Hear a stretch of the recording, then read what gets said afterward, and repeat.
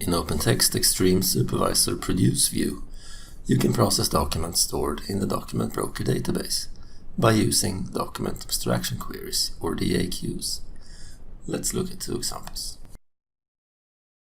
Select the documents you want to process and then click Process DAQ. Click Submit to send them directly to the communication server and choose Selected Documents Only. Because we want the documents to remain in the document broker database, select Process. Next, select the connector service that will retrieve the documents. Finally, click Submit. You can see the query was successfully processed.